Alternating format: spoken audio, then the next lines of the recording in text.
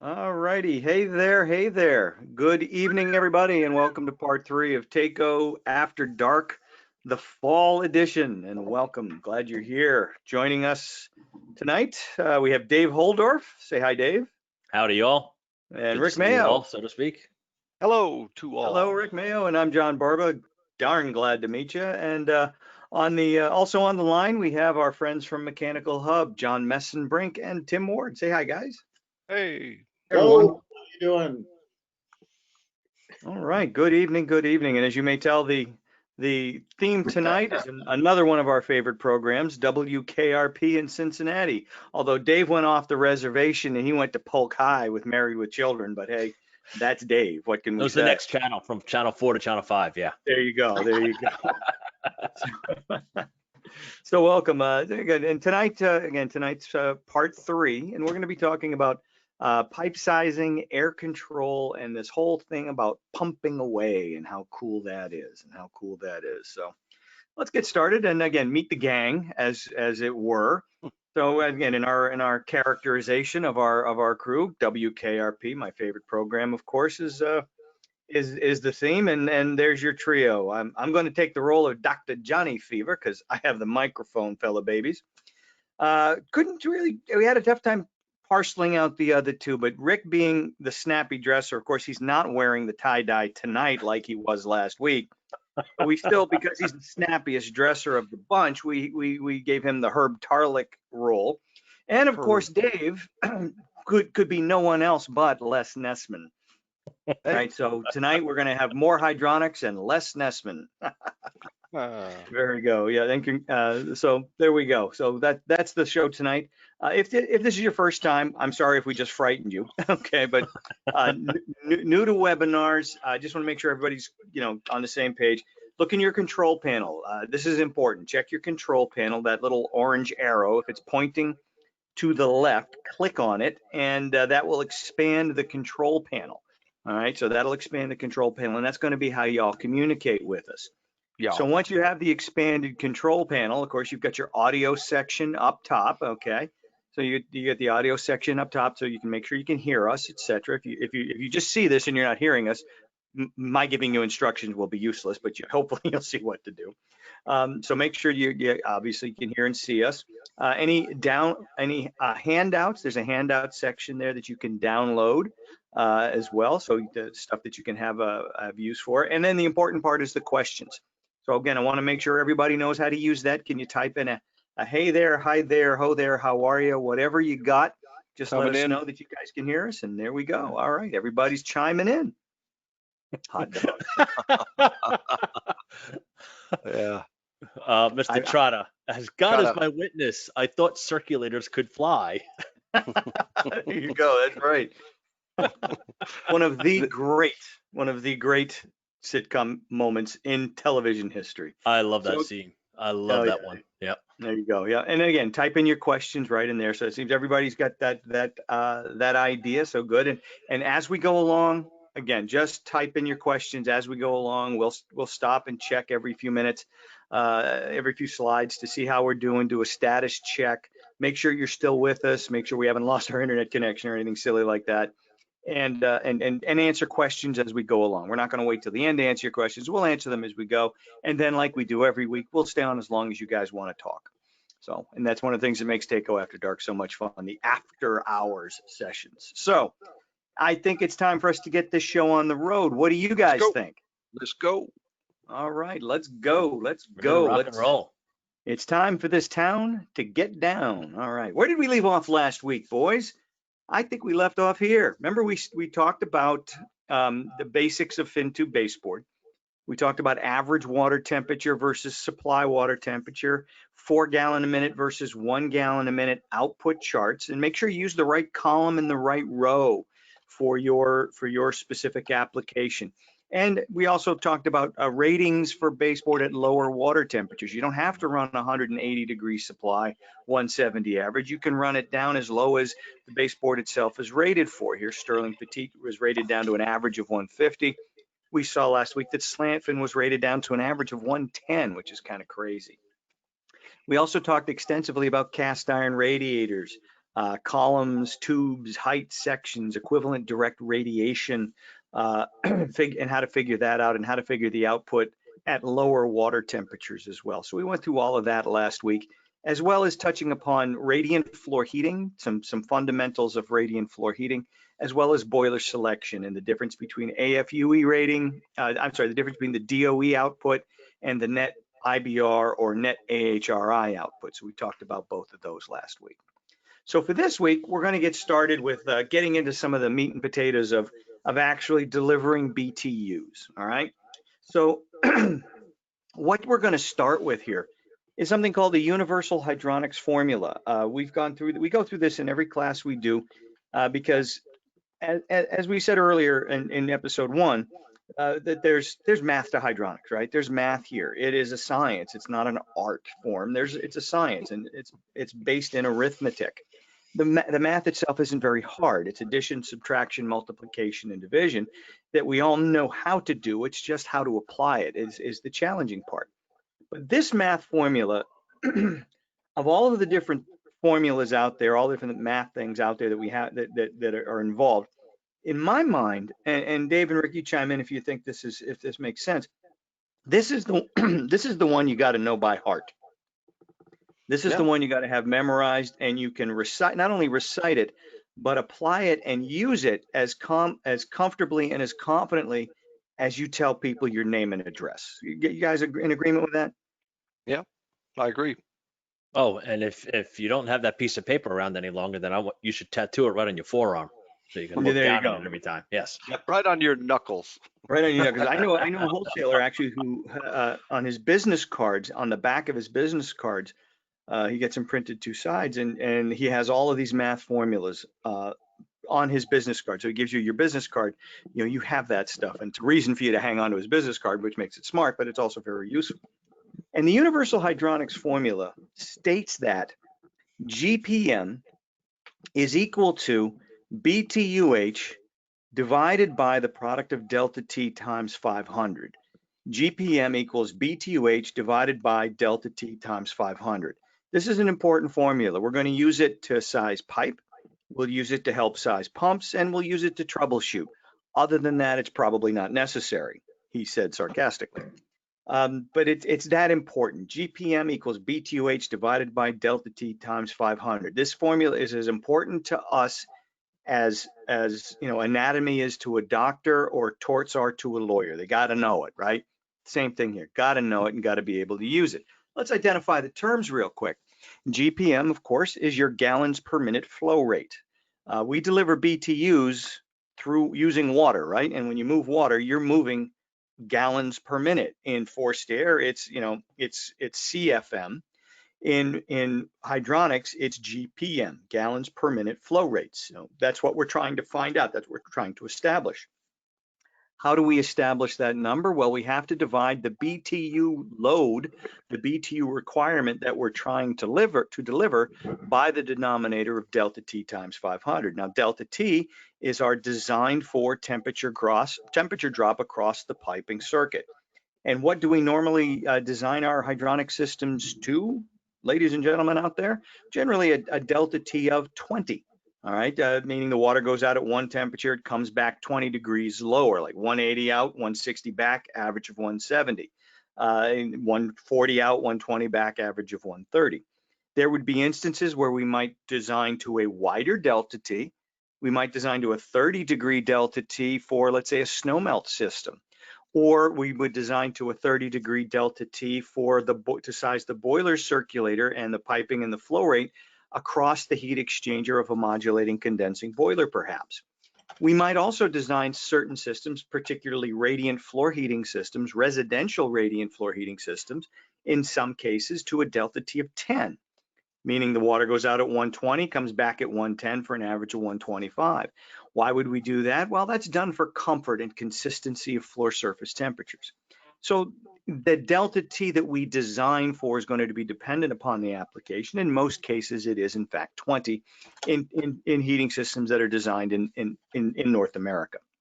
Now, the 500 is a mathematical shortcut, and the 500 has some variation to it, but typically we use that as a math shortcut for this formula. And what it is, you derive that by multiplying the weight of 1 gallon of water. 1 US gallon weighs 8.33 pounds, times the minutes in an hour, and then 1 US hour has 60 minutes in an hour, times the specific gravity of the fluid. Water, 100% water has a specific gravity of 1, times the specific heat of the fluid. 100% water has a specific heat of 1. So 8.33 times 60 times 1 is 499.8. And we'll call it 500. Now, Rick, under what circumstances might that number change?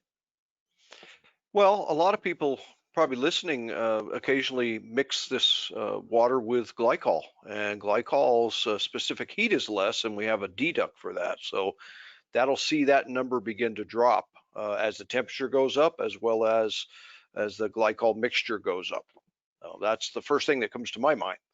All right, and a lot of that's based on the density too of the water. Now, as water increases in temperature, its density goes down, right? So as the water gets hotter, you might see that 500 number drop. Like in your instances, you usually design using 490 instead of 500. For hotter water, yeah, that's about 140 degrees. So again, it's slightly less than that at 180, so on and so forth. Right. So, but this Yeah. will get you in the ballpark and get you into to be able to size your circulator and to size your piping. So just understand that it can change. Glycol does have a bigger effect. It can actually drop that number down as low as 465, 470, or maybe even as low as 435, 430, 435 when you go into a 50-50 glycol mix for snow melting. So Should just be around understand. 450. 450 for 50%. 450. Okay. 450. Yeah. Very good. Very good. And the thing about glycol is they're not all the same. That's the funny thing about glycol. They're not all the same density. They're not all the same chemical formula. It depends on what you're using. If you're using some stuff that's already pre-mixed and you just, it's already diluted and you pump it right in. I've seen stuff that actually on the jug, it says use 491 or something like that. And then there's others that you mix outside of the system and then pump it in, that's going to drop that considerably lower, again, depending upon your concentration. The thing is, you got to look at the jug to see what you're doing.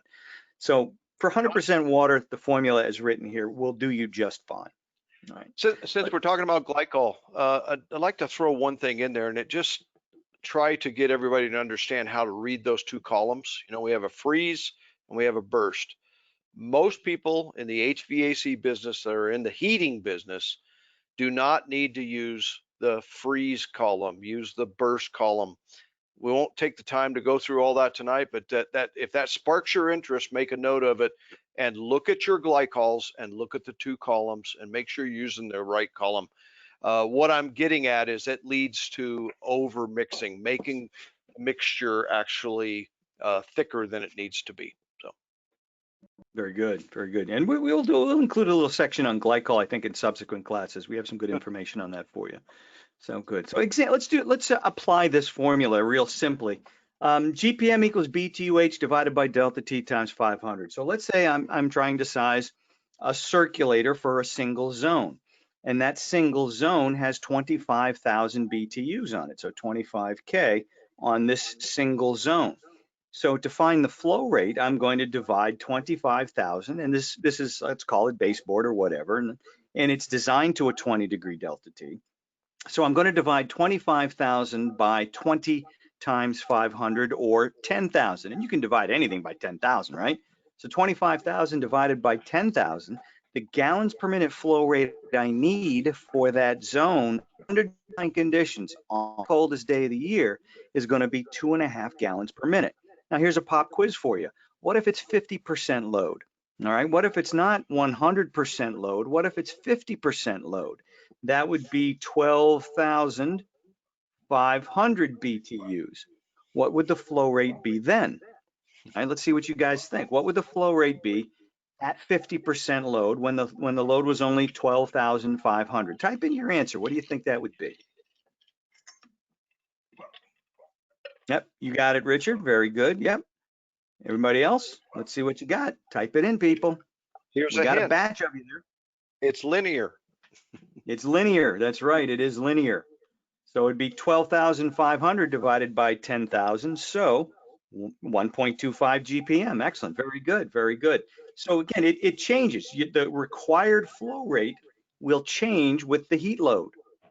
Keep that one in your hip pocket. A couple sessions from now, that'll become really, really important. But the flow rate required flow rate changes with the BTU load, okay? With the BTU load.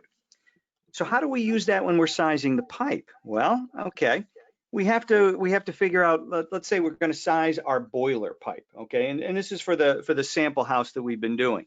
And let's say this is a cast iron boiler, and we want to size our supply and our return pipe. We want to size that. We want to size the air separator, etc. So we got to find the flow. To find the flow, it's GPM divided by BTUH equals BTUH divided by the product of delta T times 500. Our required BTU load, remember when we did the heat loss 2 weeks ago, it came out to 82,401 BTUs. So 82,401 divided by 20 times 500 or 10,000, that's going to be 8.24, we call it 8.2, 8.3, close enough. That's the required flow rate for that BTU load, and our piping has to be sized to carry 8.2 GPM. Now, what size pipe does that need to be? Well, again, here's your pipe sizing guidelines.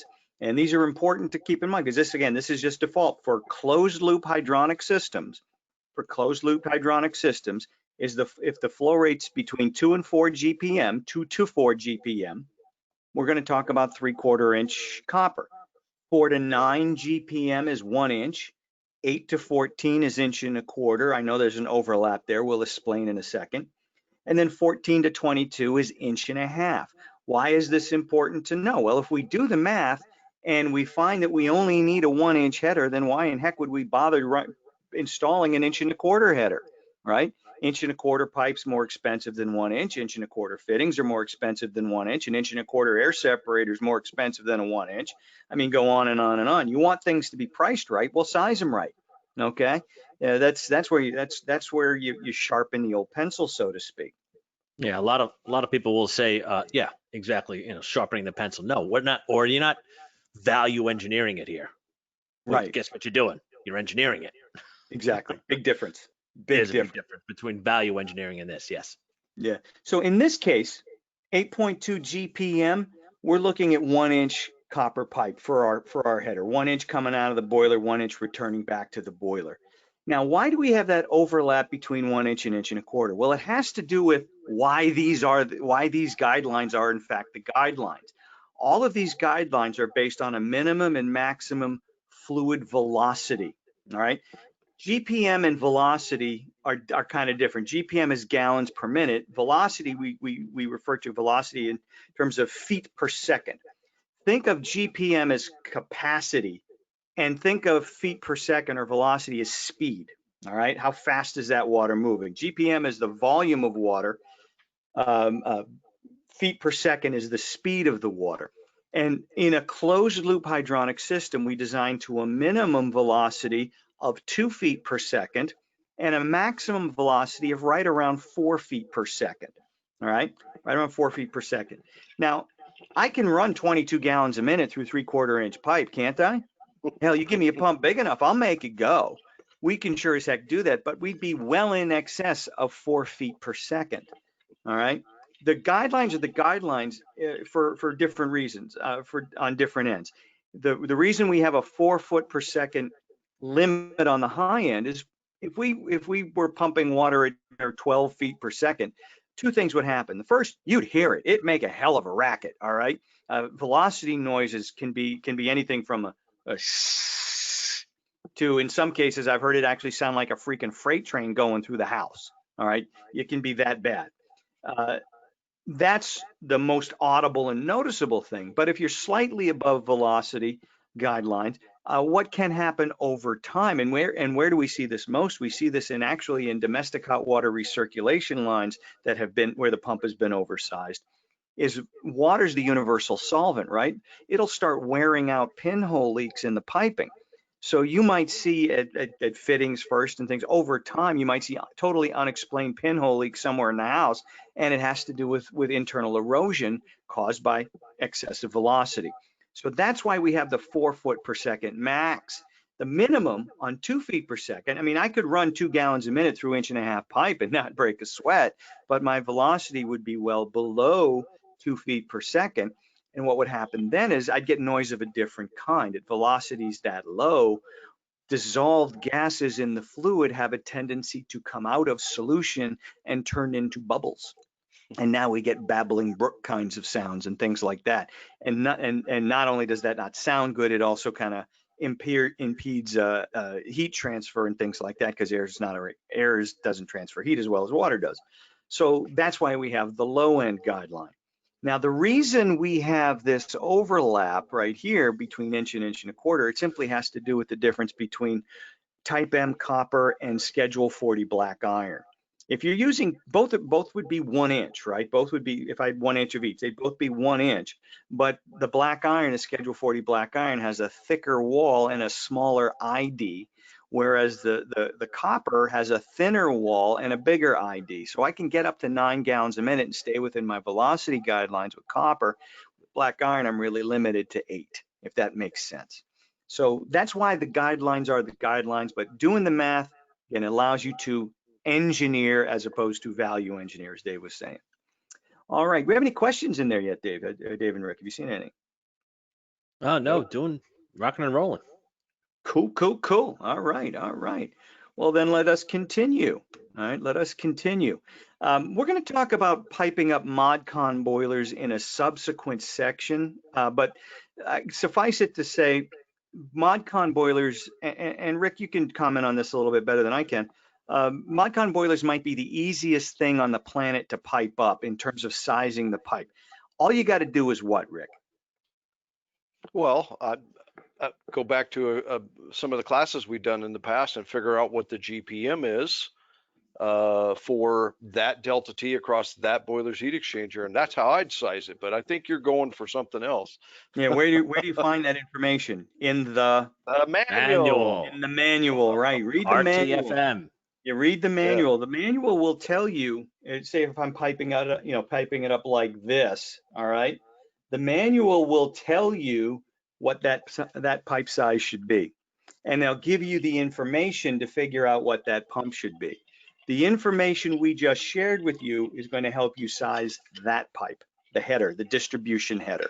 All right. But this part, you'll find the information in the manual, and they'll give you a diagram and everything. They're the easiest thing in the world to pipe up. Just do what they tell you. But yes, also what Rick said. Do the math or read the manual. Yes. Yep. And the manual will show you how to do the math to size that pump. There you go. Very good. Very good. So what's next in this world? Well, here we're going to start talking about expansion tanks and air separators and pressure reducing valves, because that's generally going to be the first thing you encounter coming out of the boiler, or on this header, it might be the first thing you see on the header for a modcon. The pressure reducing valve, the air eliminator, and the expansion tank. Now, we offer this little guy right here. This is the our 3450 Takeo combi valve. And this is a pressure reducing valve right here and a backflow preventer in one very simple package. And it's actually one unit. It's not 2 units, union together. It's actually one single unit that is serviceable on both this end and that end. All right. But it's a nice little combi valve. It's got some cool things to it. Again, you've got sweat, NPT, and press connections as an option. But when you're talking about setting it up, right here, there is in fact an indicator to tell you what the pressure has been set at. It doesn't tell you what the pressure is. You use the gauge on the boiler for that. But a typical pressure reducing valve, you've either got, that little nut that you have to adjust, or there's a little lever to lift to go into fast fill. And if you want to adjust the pressure, there's little set screws in there. And they don't really tell you what it's set at. You kind of have to goof around with it until you get it to where you want it to be. But at the very least, when you want to change the pressure setting here, you adjust I'm moving my hand here, but you can't see that. You adjust that little dial right there, and you can change the setting, and you can see where the setting is at. That's one cool thing about it. The other cool thing, and I'm going to ask for you, I want you guys to be absolutely honest. Whenever you've had any other kind of a pressure reducing valve, and we sell the other kind as well, where you have a lever that you put it into fast fill, or a lever that you lift to put it into fast fill, and you're going to go purge, right? You go over to the purge station, you open up the valve, and you have your hose connected to the purge station, and you blow out the air. Well, we've all done it where you open the valve and you open up the fast fill and you're bleeding out the air, and the air, all of a sudden now you have a nice steady stream of water. So you go and you close the valve on the purge station. How many times, and be honest, has this ever happened to you? Did you not get back to the pressure reducing valve in time to take it out of fast fill and pop the relief valve? All right, I want honest answers in here, folks, because that's happened to me many times back when I was working with the tools, which is why I had my tools retired. Yeah, Roger Cunningham, thank you, very good.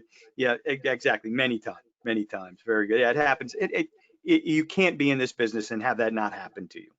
Well, what this guy does, all right, what this guy does is this little button right here, all right, this little button right here, you press that to put it into fast fill, and it'll stay there until it senses 12 psi pushing back, and then it'll pop out of fast fill automatically. You don't have to do anything. So you press that button, open up your valve, then press that button, whatever process works for you. Purge, then you're in fast fill, you purge, you close the valve on your purge station. The minute we get up to 12 psi or whatever we're set at, that thing goes pop and we're out of fast fill, which to me is really cool. I mean, just think of, again, if you've ever had that happen to you, here's a simple solution in a nice, sweet, and serviceable package. All right. Another thing we started offering this year is boiler trim kits, because a lot of people asked for them. And I don't know if you guys find these useful or not, but it's something that we do have, where we would include the air separator, fast fill backflow preventer, and an expansion tank, plus all of the associated fittings in one package. Now you can get your basic package with the standard air scoop. You can get a middle of the road package with your standard backflow preventer and pressure reducing valve and the 4900 air separator. Or you can go Christmas, New Year's, and a ban on Chinese imports all rolled into one and get the deluxe model that has the 4900 plus the 3450 combi valve and a nice little shutoff and purge station here, or shutoff and drain station there for your expansion tank service, which is kind of a cool thing. So those are available to you. It's not assembled. You have to assemble it, but all the parts that you see there are included in the kit. So that's something we offered this year as a convenience item for you guys. It's even got a nice picture on the box. So you can it's got a nice picture of that on the box. So you give it to any one of your workers, helpers, whatever, new guy, and say, here, make it look like this. There you go. And the other thing with the other two kits, outside of the premium kit that has the isolation valve for the expansion tank, the other two kits have a check valve. Yeah. That's going to the expansion tank. So you could still take off an expansion tank and not drain, dripping water all over the place and exploding the system out on you. So you'll just, obviously, if you've got a bad expansion tank full of water, pain in the neck, you're going to want to relieve that pressure that's in there. So you're not going to be able to do it from draining the boiler side. Just drill a hole in the side of the tank, get that water out of there so it doesn't come crashing down to your foot. But you've got that check valve built in there too. Very good. Very good. All right. Excellent. Excellent. Okie dokie. Let us continue. All righty. Here's a good question for you guys. When you buy an expansion tank, okay, it is charged to 12 psi. When you buy a pressure reducing valve, it's set to 12 psi. What's so special about 12 psi? Well, there's a reason for that. Learn, if anybody's got a plumbing license, you maybe learned this day one of plumbing school. All right, a column of water 28 inches high will have a gauge pressure at the bottom of 1 PSI. Doesn't matter how big around it is, just how tall it is. So 28 inches high, I'll have a gauge pressure at the bottom of 1 PSI. All right. Another way of saying 28 inches is 2.31 feet. 2.31 feet. Okay. So in our world, 1 PSI is equal to 2.31 feet of head pressure. In other words, if I wanted to raise a column of water 2.31 feet high, I'd need 1 PSI worth of pressure. Now, everything's set up to 12 PSI, right? So if we were to multiply 12 PSI, by 2.31 feet per PSI, I'd get a total of 27.72 feet, right? 27.72 feet. 12 PSI is the amount of pressure I need to raise a column of water 27.72 feet up in the air. That's enough fill pressure, static head pressure or static fill pressure that's needed to fill and pressurize a normal residential hydronic heating system to the uppermost floor of a normal residential structure with a little bit left over for safety. So that's kind of how that works. That's why 12 PSI. That's why we do 12 PSI. All right, so it keeps everything pressurized. Now, can you boost the pressure on your fill? Can you make the fill pressure, more if you need it to be? Well, sure you can. You can fill it at 12, 13, 15, whatever pressure you want, provided that when everything's hot, you don't exceed 27 PSI.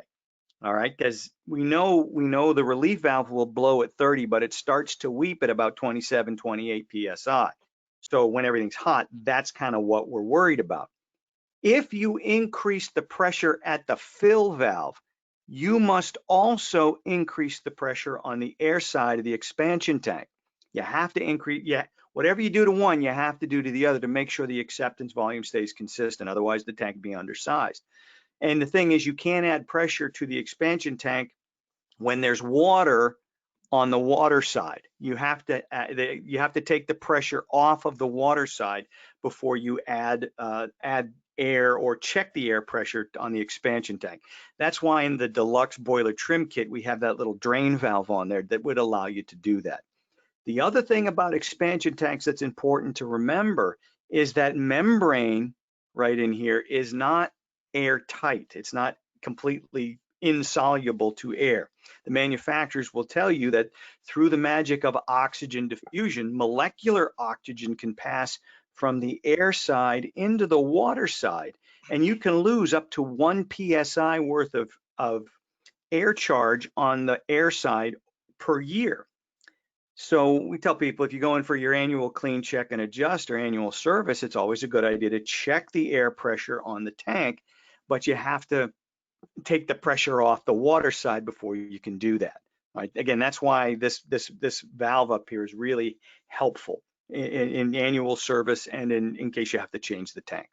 So that would be the presumption there. And one surefire clue that maybe you've lost air on the air side of the tank is, again, maybe that relief valve popped for no apparent reason.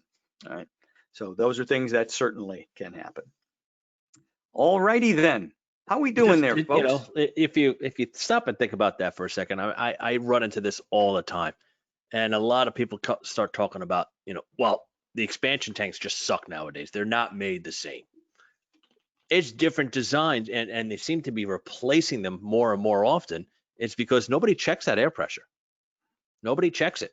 And when you stop and think about that for a second, if it loses 1 PSI per year, let's say the first year, it lost 1 pound on the air side, but you go ahead and check it without relieving the water pressure, it's going to say 12 PSI. Why is it 12 PSI? Because it needed equilibrium. How did it get to equilibrium? The PRV put some more water into the tank.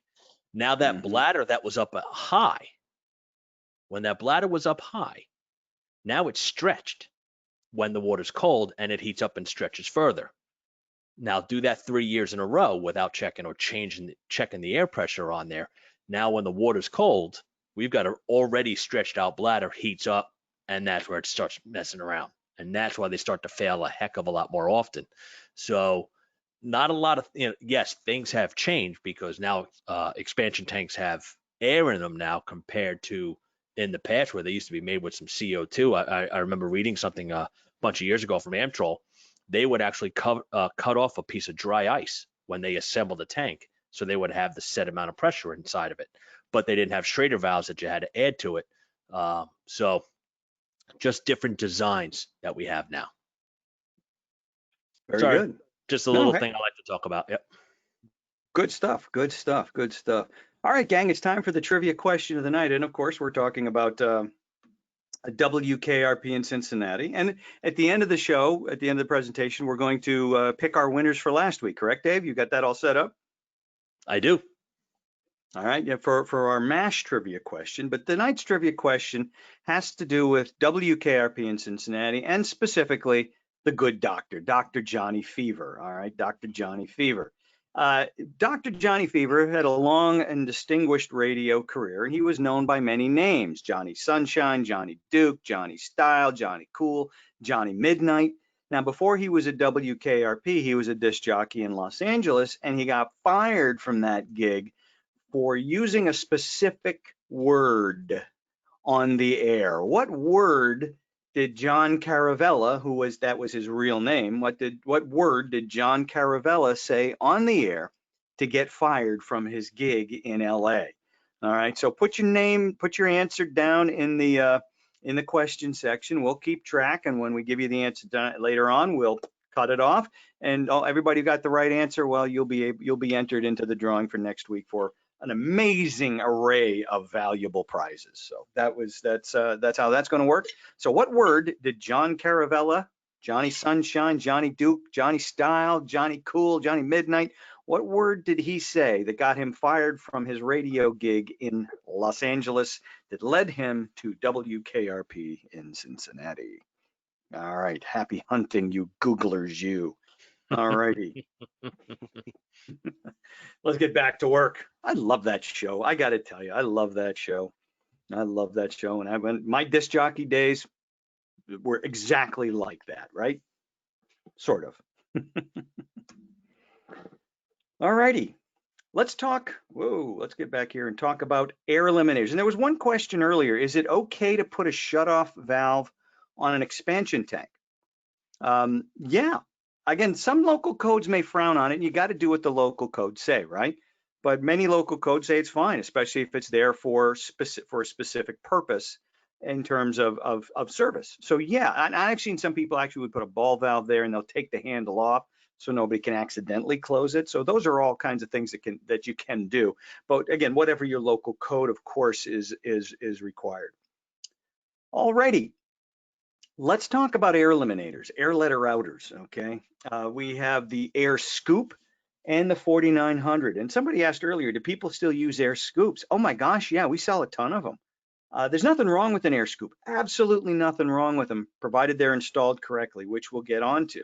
But we do have the option of the 4900 series air separator and their brothers by Honeywell and Spirovent that are air killer deaders. Basically, they kill air dead. They'll let air out of the system as fast as you can put it in it. That's an air eliminator, whereas an air scoop is more of an air control device. Okay, so we have both options. And both options have worked very well. All right, and we're going to show you how to make the scoop work as best as it can, so you have that lower priced alternative. But let's start off by saying, quite simply, air is bad. Okay, when it comes to a hydronic system, air is bad. We don't want it in there. Let's save it for blowing up footballs and basketballs and volleyballs. We don't need it in the hydronic heating system. Sorry, I heard the football mention. Sorry. What? Never mind, not going there. Okay, Giant fan. Water, let's talk about specific heat for a minute. Water has a specific heat of 1. Air has a specific heat of 0.24, which is less, okay? So air, my friends, is an insulator. You put a lot of air in the water, we're just not transferring heat quite as effectively. Water and air, put them together in a system with, say, cast iron and stuff. Well, what are those? What are those ingredients of? Ingredients of rust and crap and corrosion and things like that, which can make your system a little bit on the dirty side. And circulators aren't really good at pumping air. Circulators do a dandy job of pumping water, but they don't do a great job of pumping air, and that can reduce your flow rates and your velocities. So again, just keep the air out of the system and control it as best we can, and everything will work better for a longer period of time. All right. But here's a question. Why everything you see here, the air scoop or air eliminator is always on the supply side. Why is it always on the supply side? What do you think? Type in your thoughts here. Why is the air eliminator or air scoop always on the supply side of the boiler, of the piping system? Let's see what you think. Why is it always on the supply side?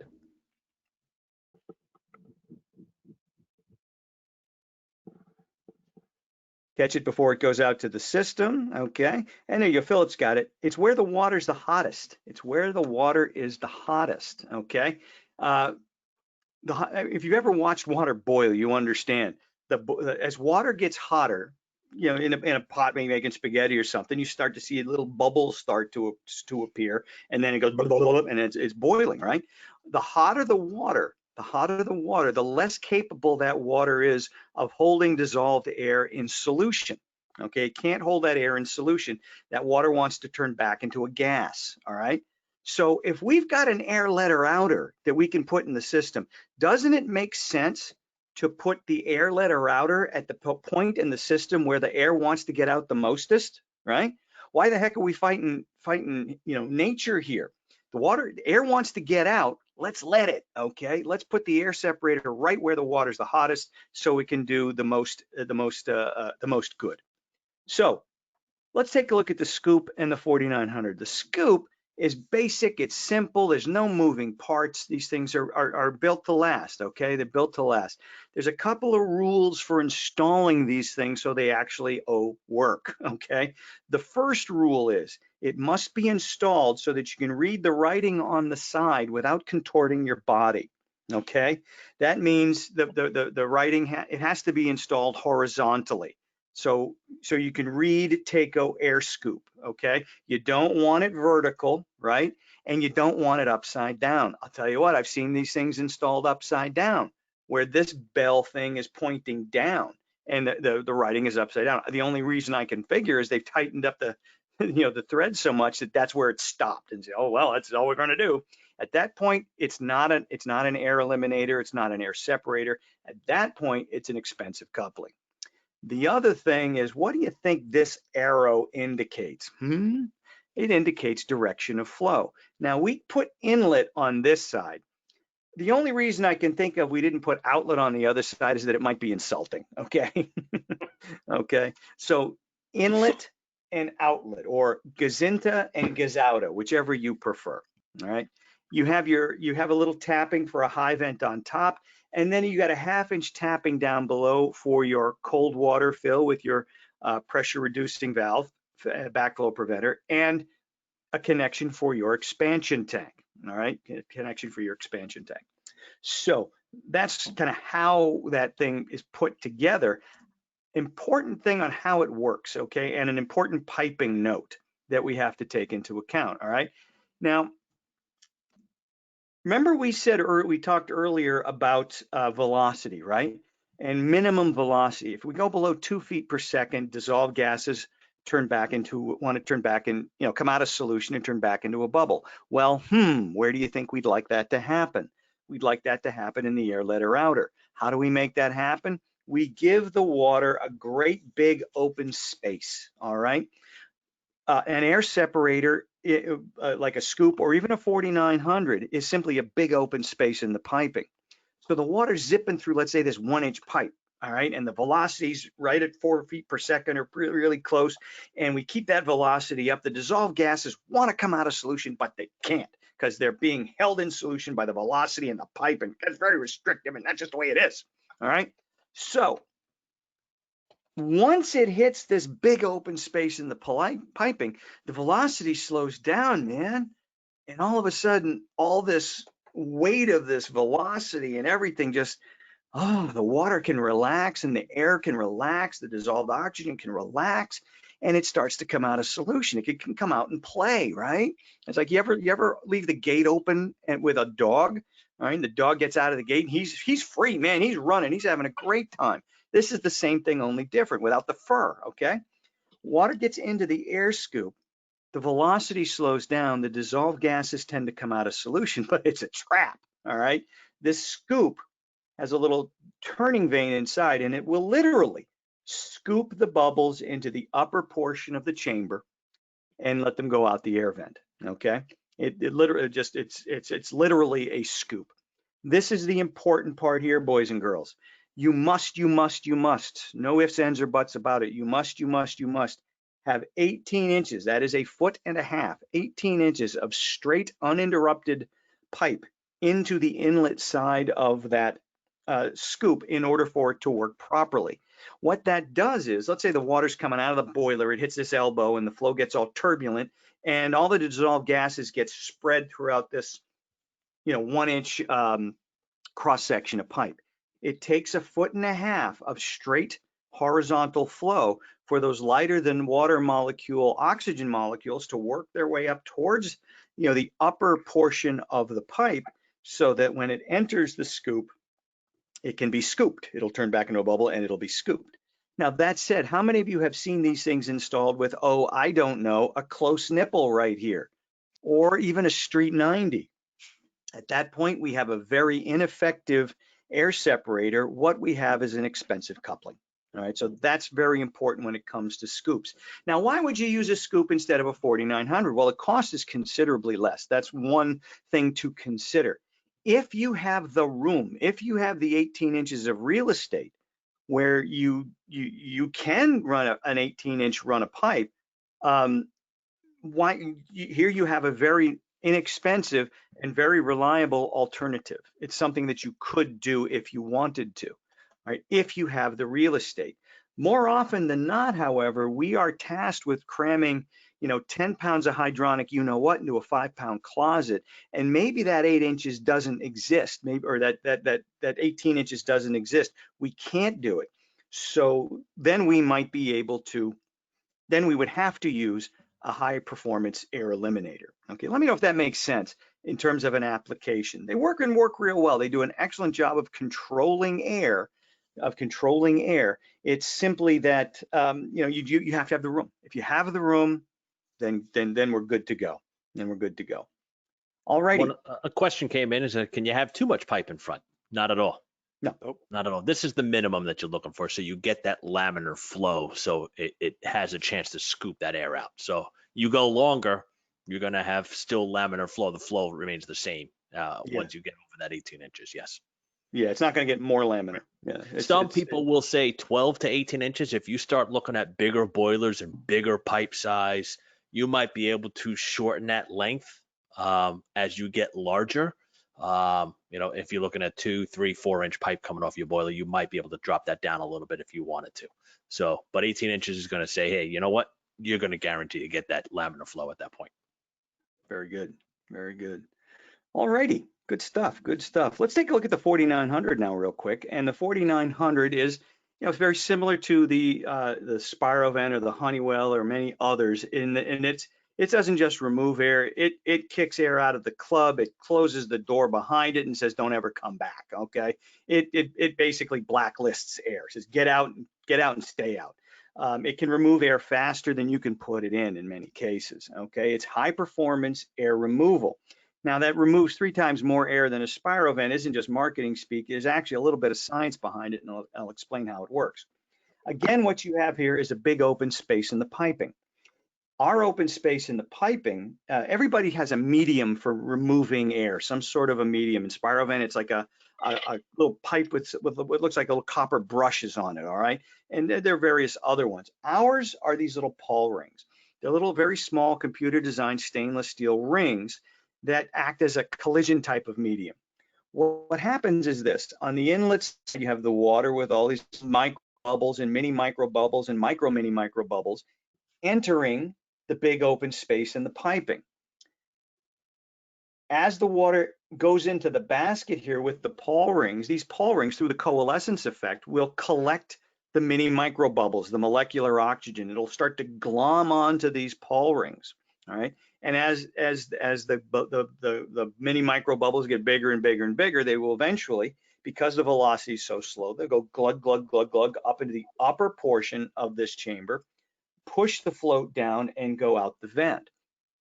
Now, the reason this will do 3 times more air than a spirovent, there's no magic formula here other than with these Paul rings, we have 3 times more surface area than that brush thing to gather the mini micro bubbles. All right. So spirovent does a really good job. This does a really, really, really good job. So there's, one isn't, it's just, there's different levels of really good here. All right. The upper portion is removable and serviceable if necessary. And another neat little thing about it here, there's no minimum pipe run, obviously, no minimum pipe run required on the inlet side. So if you don't have that 18 inches, this is the ticket right here. Okay, there's no minimum pipe run. There's no problems with glycol or anything else. And those Paul rings work to maximize the air removal. Just another little feature for you to recognize is right here. It has a built-in set screw that can actually close this thing or shut it off. If you're the type of installer who likes to pressure test their systems with air before filling it up with water, what to do about a spirovent or something like that's always been a little bit problematic. Well, this has a little set screw that you can close. You just turn the screw and you close it, and now it becomes an air keeper inner, and it'll keep the air in until you have finished your air pressure test. But then you have to remember to open up the set screw in order to turn it back into an airlet or outer.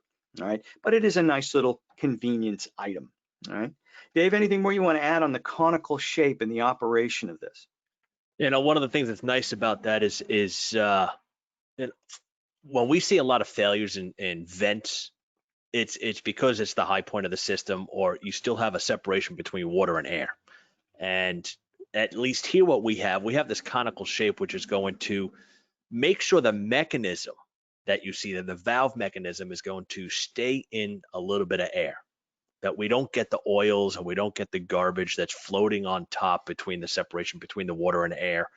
So you don't see these things getting stuck open. And I'm not saying you're going to see water come pouring out of it. How do you know a vent is stuck open? You usually see it on year 2 with the big old crust coming out the vent itself, right? So that means we're starting to see a lot of crap inside of those things. So when we do this cone shape at the top there, it's going to keep the mechanism in the air so it doesn't see all that oils and dirts and whatnot that we have in the water itself. So make that thing last a heck of a lot longer. And that's also why I consider even your basic vents back on your scoops, keep that little valve closed, right? The little cap, keep it closed. Open it once a year, let the air come out, all right? If you close it, the air stays there. It doesn't go back into the system again. And if you open it once a year, good to go. New install, I would say leave it open for that first year. So this way you're not seeing these vents always getting corroded and getting replaced, right? I think everybody makes sure they have on their truck an expansion tank, a vent, right? And a PRV, both PRVs to replace on every job, right? Because they see them crusting up, they see the expansion tank, nobody's touched it, nobody's looked at it for years.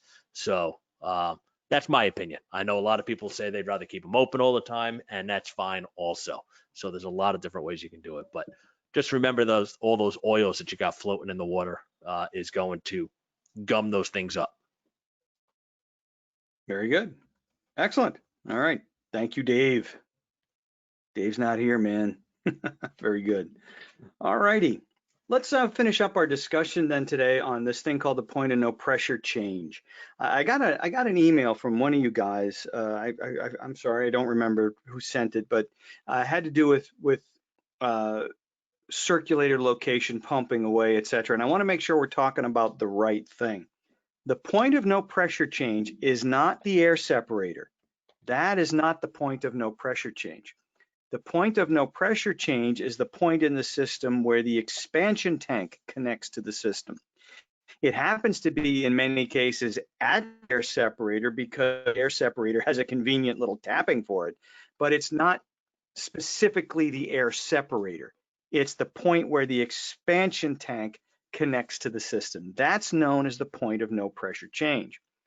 Now, guys, if we were to call something the point of no pressure change, what would we expect to happen to the pressure at something called the point of no pressure change? What would you think, Dave, Rick? If we call something the point of no pressure change, what should the pressure do? Never change. Not change. It should not change, right? If we go to the trouble of calling something the point of no pressure change, it is perfectly reasonable and logical to expect that the pressure of the point of no pressure change doesn't change. Why else would you call the point of no pressure change the point of no pressure change? But I'm going to suggest to y'all that the pressure at the point of no pressure change does change, and it changes all the time. If the pressure at the point of no pressure change does change and it changes all the time, then why in heck would we call the point of no pressure change the point of no pressure change? That doesn't make any sense. And how many peppers could Peter Piper pick if Peter Piper could, in fact, pick a peck of peppers? I can tell you're stunned. Why is the point of no pressure change called the point of no pressure change? It's not that the pressure doesn't change at the point of no pressure change. It does. It's called the point of no pressure change because it's the one place in the system where the circulator can't change the pressure. The circulator can't change the pressure. Now, we call these things pumps, but they're really circulators. There's this technical difference. But technically, I think we could call a circulator a pressure differential machine. Its job is to create a pressure differential in the system, and then Mother Nature takes over. High pressure goes to low pressure, right? So its job is to create a pressure differential. The point of no pressure change, where this thing connects, is the one point where the circulator cannot change the pressure. It has no impact. Why is that? Well, let's take a look here. Let's take a look, okay? There's only three things that can change the pressure. Only three things can change the pressure.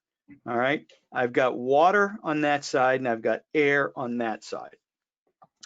One way to change the pressure would be to either add or remove water from the tank. Can the circulator, while it's circulating water across this run right here, can the circulator be so powerful that while it's doing its circulating thing, all right, it's also jamming some extra water into the water side of the tank? All right, I got that backwards, didn't I? That doesn't make sense. That's the air side. That's the water side. There we go. Rick, I'm surprised you didn't catch me on that. I just let you go, man. Otherwise, I'll be interrupting, you know. You interrupt all you want. The reason we're here is to reel me back in. All right. Can the circulator, is there a conceivable way that the circulator, while it's doing this, can also jam some more water back into the water side of the expansion tank? Well, no. Where would it get it? Here's a couple of truths about hydronic heating systems is how much water is in the system? It's a fixed amount, all of it.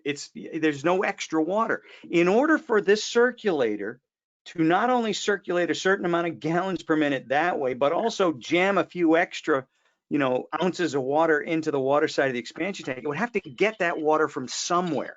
Where's it going to get it, right? It can't take it away from any place else. What would it leave behind? It can't leave behind. A vacuum. There's no air in there to begin with. So it's a fixed amount of water. So it's a zero-sum game. I cannot put any water into that tank so that it stays there. All right. And by the same token, could I have this water moving so much that by some sort of a Venturi effect, I'm taking water out of the tank? Well, it's no for the same reason, right? Where would I put it? The pipe's already filled with water. In order for me to take water out of the tank, I'd have to put it somewhere, and there's no room for that extra water in the system. It's already filled up. So when the circulator's running, it can neither add nor remove water from the tank. All right, does that make sense? I want to make sure that makes sense to everybody. It just simply can't do it. It's impossible.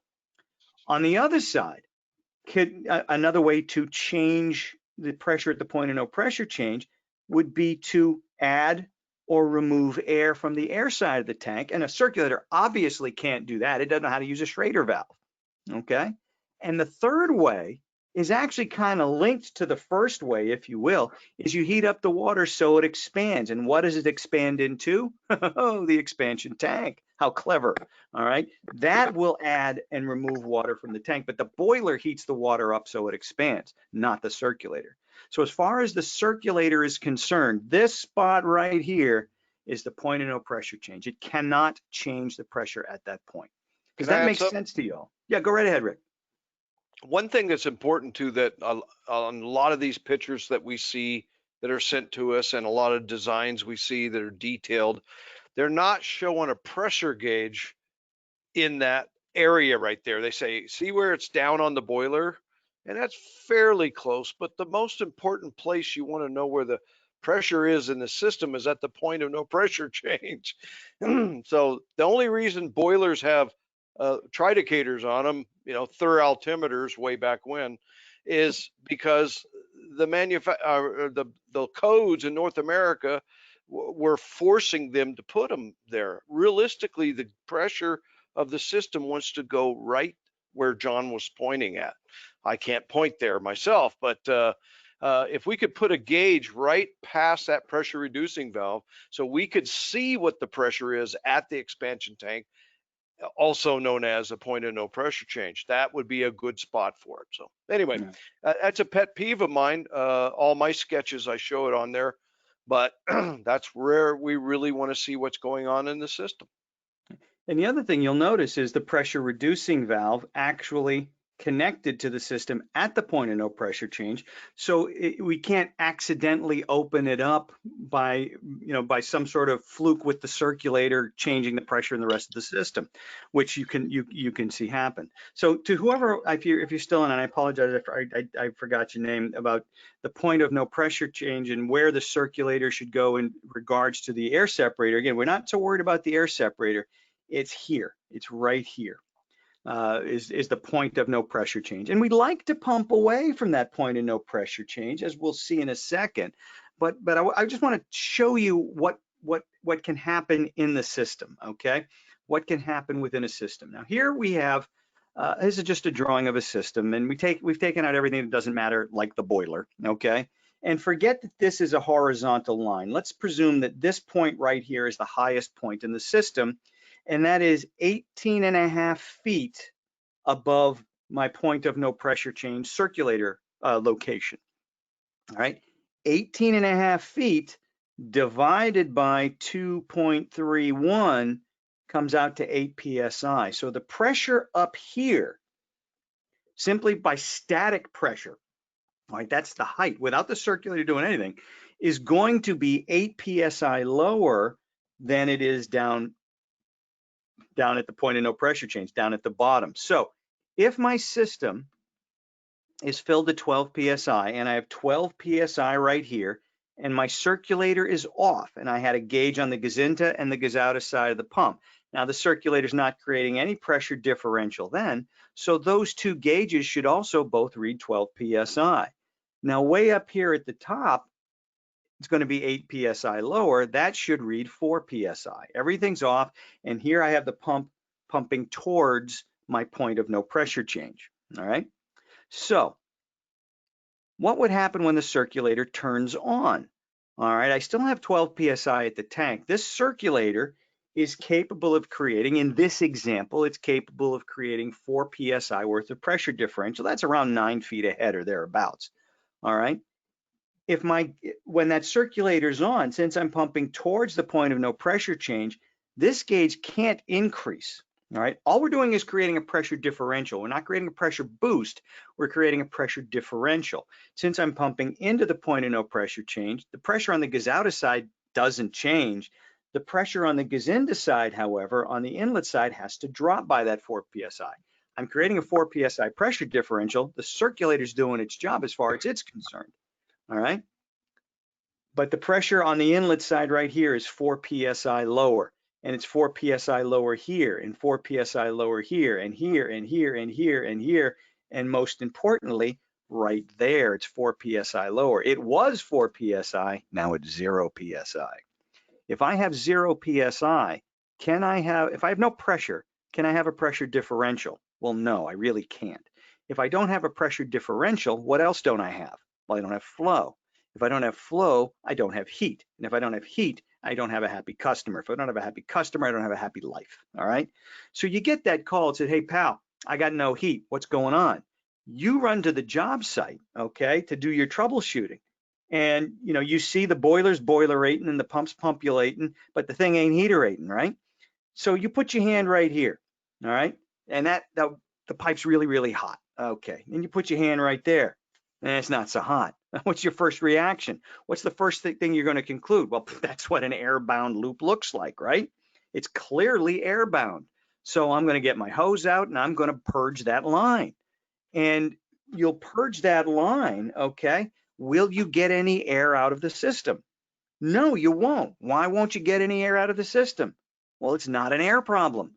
The number one indicator, write this down, the number one indicator of an air problem is air, the existence of air.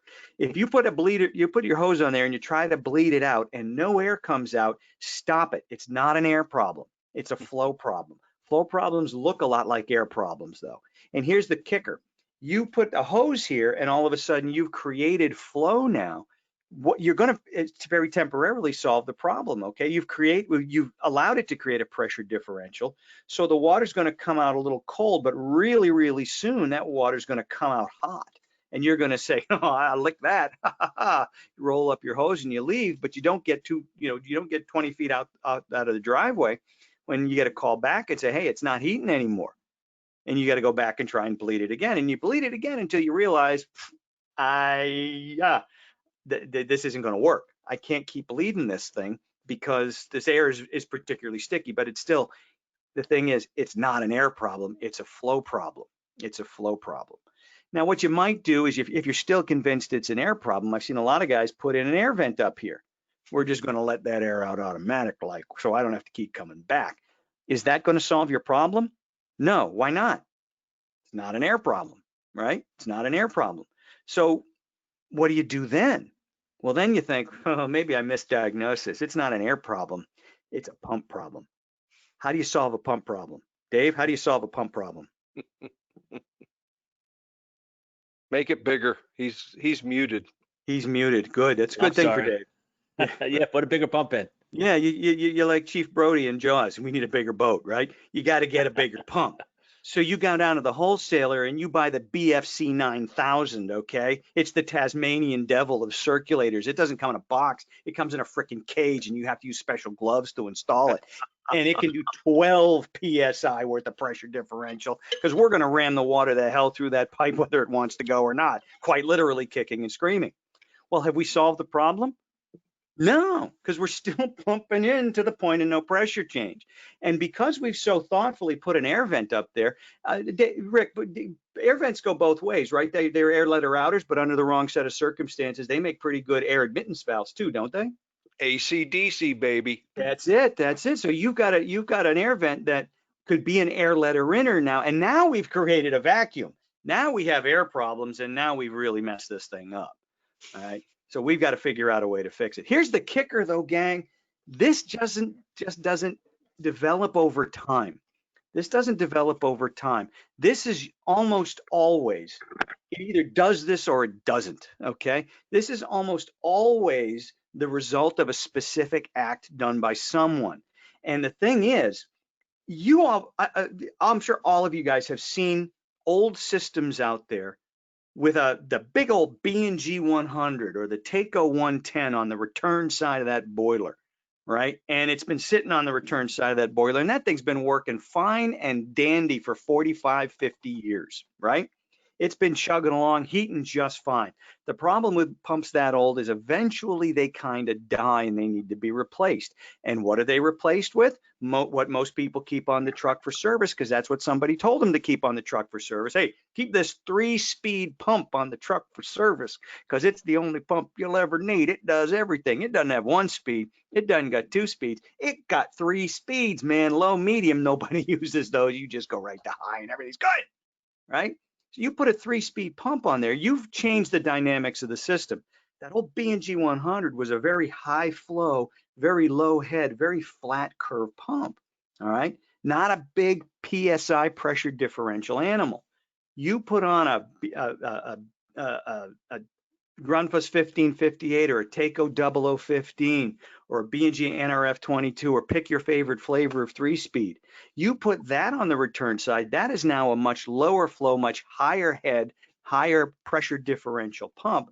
We've now created a problem where there wasn't one before. All right. So how do we solve it? Well, there's 3 ways to solve it. To me, the simplest thing, the easiest, fastest, least expensive, and most certain way to fix that problem is going to be to take out the wrong circulator and put in the right one. That's going to fix the problem, and it's going to get done fast. To me, that's the easiest way to solve the problem. A lot of guys will say, well, wait a minute, why don't you just move the pump from here over to here? That'll fix it, right? Oh, hell yes, but you're repiping the freaking system now. You know, absolutely it'll get it done, but you didn't have a problem before you tried to put that pump in. So now we're just gonna cut butter with a chainsaw here and really overcook it. You don't need to do that. You just simply need to replace that pump that's the wrong pump with a pump that's more appropriate for the application. Again, least expensive and fastest solution. Another solution might be, well, why don't I just raise the fill pressure? You could do that. You sure as heck could do that, but to what? You're guessing, right? And guessing, when you guess, one of 3 things can happen, and 2 of them aren't good. Okay, that's just the way guessing is, right? That's why it's called guessing instead of knowing. If you know, 1 thing can happen. If you guess, 1 of 3 things can happen, and 2 of them are bad. What do you set it to? You guess, right? And then you got to fill everything up and try it. All right. And if it's an older system, you got to drain the system. You got to, whatever you do to the fill pressure, you got to do to the expansion tank, right? And you can't add pressure to the expansion tank while it's under pressure, right? So you got to drain that, add pressure to the air, to the expansion tank, change the fill pressure on the fast fill valve, fill it up, purge it, bleed it, get all that stuff done, and hope it worked. Because if it didn't, you got to do it again, and then you got to wait till the thing heats up all the way to see if you're approaching that 27 psi in the expansion tank. At that point, it's easy to just take out the wrong pump and put in the right one, in my opinion. At that point, just keep it simple, right? Keep it simple.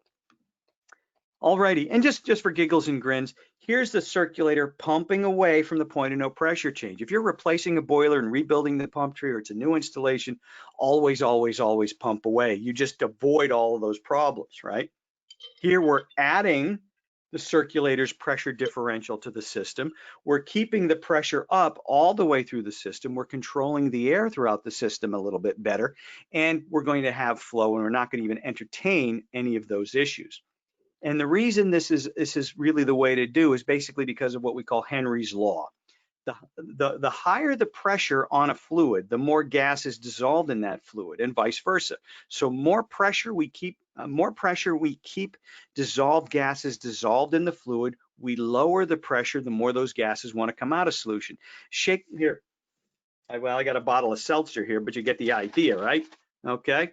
Right now it's all kind of fuzzy, and right now the bottle itself is kind of stiff, and you can see all those bubbles are starting to dissolve. What we're doing is we're increasing the pressure on the fluid. If I open this up and see, I've already had most of it, so it's not going to go everywhere. Watch what happens when I take the pressure off. You're going to hear it there, and then see the bubbles come back. All right, that's Henry's law in a seltzer bottle. All right, so when we keep the pressure up on the fluid, we keep dissolved gases under control. And again, colder liquids hold more gas. Hotter liquids, the gas wants to come out of solution. So air separator on the supply where the water's the hottest, right after the air separator, bam, the pump, any dissolved gases that are left over, wham, go back into solution, and we get nice flow throughout the system. So that's why we pump away, people. That's why we pump away. Got one for you, though. Yeah. How about all those boilers that the manufacturer is showing that you're supposed to pump into the boiler on primary, secondary? Say that again. So the manufacturer of the boiler wants you to pump into their heat exchanger. The point is, John's already brought it up, but it's worth repeating because it's come up several times in questions that they'll look at a drawing, one I put up there, somebody else puts up there, and they say, that doesn't seem right for whatever reason. So I guess my point is, we're you're going to pump, if you're forced to pump into the boiler, okay, that's on the return side, right? And so you might you want to reconsider putting the air separator, air scrubber on the return side. We want it on the hotter side. The point is that we oftentimes will separate those two. People get locked in on saying that the makeup water, the expansion tank and all the other apparatus belongs on the bottom side of the air separator. Not necessarily. Sometimes they want that air separator up in the hottest water, as John's already talked about. Then we're piping the expansion tank and the makeup and everything at the point of no pressure change, which is where the pump going into the boiler is going to. So I'm just making sure you don't get locked into always seeing that same setup on the air separator. Anyway, that's come up several times in questions. I thought I'd just make another note of it. Very good. Excellent. All righty. Cool. Okay. Well, that we kind of went a little long there, but it was kind of fun to talk about. Now let's talk about that Takeo trivia question answer. What did Johnny Fever say to get fired from his job in LA before he came to WKRP?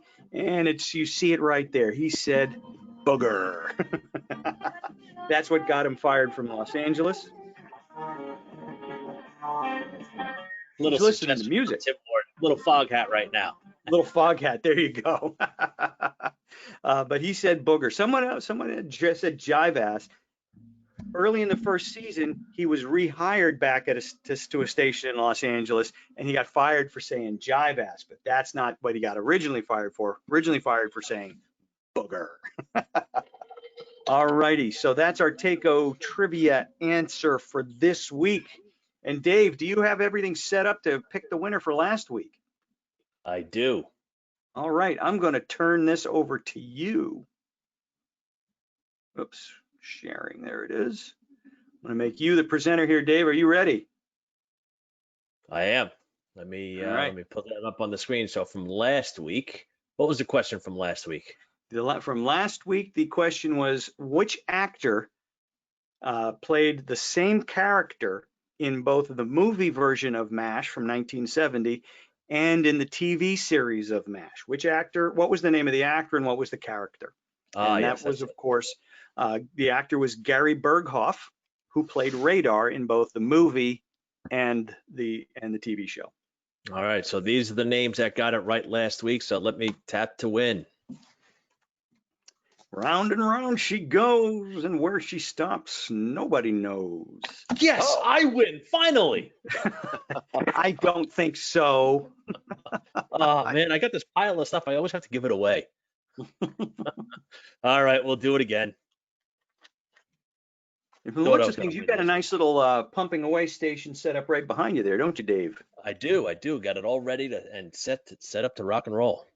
All right. Oh, Dennis Suave Last is our winner. All right, Dennis. Very good. Excellent. If you can, Dennis, I know I've got your email, your mailing address, but if you can send it over to me again in the chat section, I will make sure I get you out our gift pack again. And also let me know a t-shirt size for you. I've got t-shirts this year, so please let me know. What's in the gift pack there, Dave? Good to ask. Well, one, I've got these great coffee mugs that we end up leaving on most water heaters. I've got them all set up with Takeo After Dark on the backside. Oh, very Nice. good.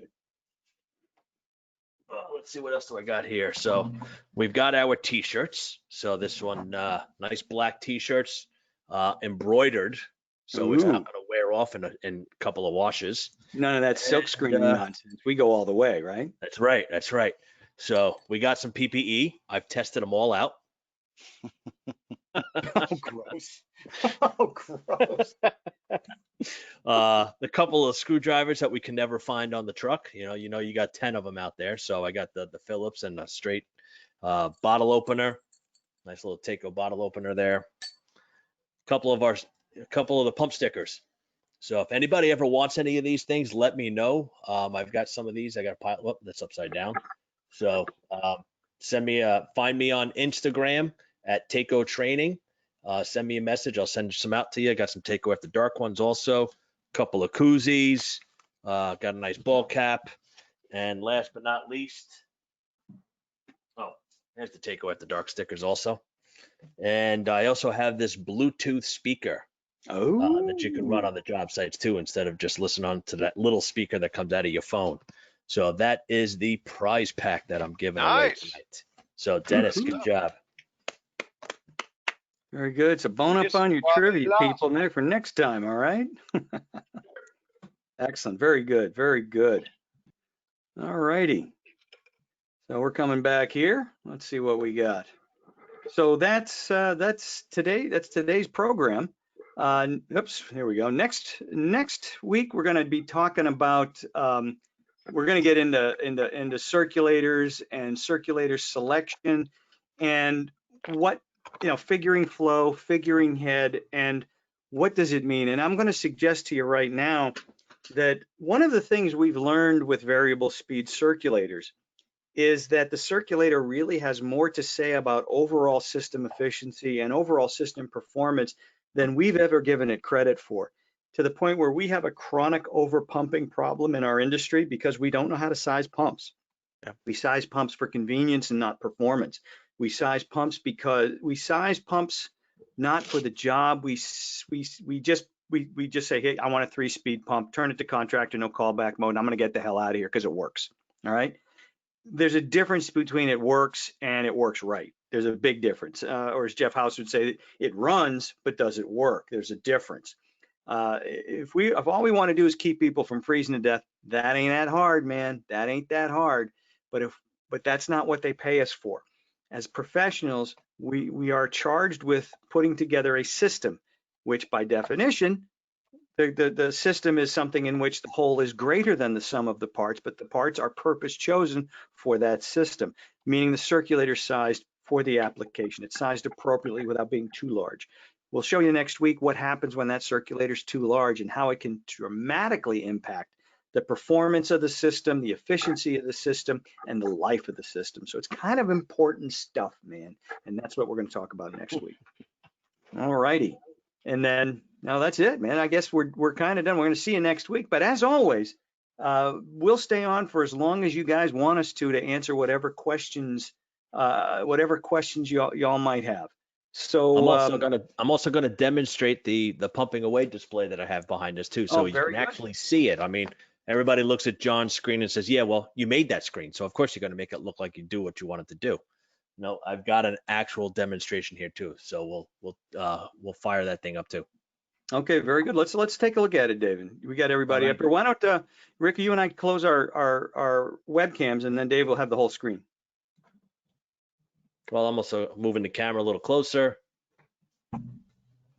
Rick, yeah, there you go. Well, you still have the slideshow up too. I do? Yeah, Yeah, I see. Yep. Oh, I gotta. Quit. There you go. Oh, Okay. nope. Go back again. No? Now you I got a don't think blue we can make it screen there. completely go away. But if you're on your PC watching this, you can always just click on my camera and it says enlarge and you can blow it up so you can actually see everything that I have here. So this display I made earlier in the spring since we were stuck home. I had one up at the factory. So we made another one here. And what I want to show you is I have a circulator 006E3. I used the 6E3 circulator because it is a composite volute, so I didn't have to worry about rusting out the water that's in the system itself. It is pumping in this direction here, so I've got a gauge on the discharge. I've got one on the suction side. We come across, I run a T here with a valve on either side of an expansion tank. So behind the expansion tank is just a threaded T that I have thrown in here. Then I come up over on this side, I've got a balancing valve. Whoop, you can't see that valve. So we got a balancing valve over here. This, imagine now as your heating loop in the system. I threw a 4900 separator up here. Yes, I'm pumping into it, but hey, I'm only doing this much amount of pipe here. So, and then it comes back down on the return side, got a drain valve over here. So right now, with this valve open and this valve closed, we are going to be pumping into the expansion tank, right? So just imagine this as that T hanging off of there and pumping into the expansion tank. So when I kick this circulator on, what I want you to pay attention to are the pressure gauges. All right, so right now on the discharge side of the circulator, we're looking at about 19.5 PSI. They are a little off, okay, which is understandable. That's what happens with pressure gauges. It'd be better if I had one single, but then you couldn't see the differences. And then on the suction side, we are just about 20 here. So let's kick this circulator on. And I'll wait for it to refocus. And what do you notice on the gauges? All right, we're going to see here on the gauge on the discharge side is what we talked about before. It is still just under 20 PSI over there. But the suction side dropped. Pressure differential machine, it's got to create a differential pressure. So the pressure is now dropped on the suction side, and now we're looking like at about 17 PSI on this one here. So that's what we see when we're pumping into our expansion tank. So let me turn the circulator off. I'm going to change the valve position. So now I'm going to close off the expansion tank from the discharge side of the circulator and now open it up to the suction side. Simple as that. And now we're pumping away from our expansion tank, as you can see here. So when I click it back on again, what we're going to see on the discharge side is that our discharge pressure is going to increase, and now we're up to about 23 PSI. But then on the suction side, it still stayed as the system pressure itself. So doing what it's supposed to do, doing what we wanted it to do in the first place. Again, if you had a flat curve circulator, pressure differential was really small, we're not going to see it as much. All right. And it may not become that big of a deal as John was talking about. Make sure you have that flat curve 007 style circulator in there if you're still on the return side into the expansion tank. But here you can see now you've got the circulator doing everything it's supposed to be doing. Hey, Dave. Yes, sir. Let me comment on one of your comments. It was almost like you were making apologies for pumping into the 4900. It would only be a problem if you were hooking the expansion tank up to the bottom of that. It goes back to the point I made earlier. There's no problem pumping into a 4900 or an air scrubber of any sort, as long as that's not where the expansion tank is hooked up to. Anyway. Correct. No, I like it. Nothing wrong with that.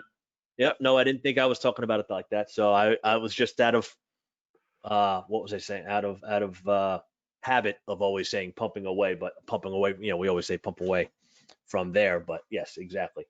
Yep. So it's a beautiful thing. Any other questions that you can see there? This is a very simple little device that you see how this thing is all set up. Yeah, and it shows it beautifully. So I do have to say thanks to my buddy Mike, who helped put it together for me one day. He had some of these parts and pieces on his truck. You don't find too many half-inch or three-quarter sweat by half-inch MPT tees laying around, cast tees that we put into the back there. And this balancing valve, man, what a pain in the neck that was to find out there. So he helped me put everything together, and I threw it up on the board here, ready to rock and roll. Unfortunately, the one that we had at the factory was given to us by Dan Holohan, and it was given to him by Amtrol. They had built a suitcase out of it, and it had clear PVC pipe on it with a small circulator, and same idea with the setup on here. And once we went into lockdown, I called up at the factory to anybody that was happened to still be walking into the building, and they said, "Oh yeah, we'll get it for you." So they pulled it out of the storage room and then shipped it down to me UPS. But as you can tell, with 25-year-old PVC pipe on a UPS truck, didn't last too well. So, so if Dan is there or Dan hears this, sorry, man, I had to rebuild it. So I greatly appreciate it. We had it for a bunch of years at the factory. So we were using it for a few years up there, and then unfortunately I killed it. So it's so funny when we always talk about this in class. There's always a couple of guys that say, "Oh, you got to prove that to me." And I said, "Well, we don't have to prove it at all. We don't have to prove it to you because we didn't come up with it. This is they've been known. The Homer Thrush developed the very first centrifugal pump back in the 30s. I'd say about a month after he developed the first centrifugal pump, somebody figured this out. All right, so this has been written about, for decades.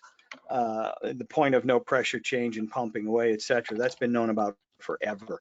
But it's still, will get guys really don't get it until they actually see it. When they see it, they got it. They make you do it a couple, 3 times, don't they, to say to just to prove that it wasn't a fluke. So it is kind of it's an interesting phenomenon.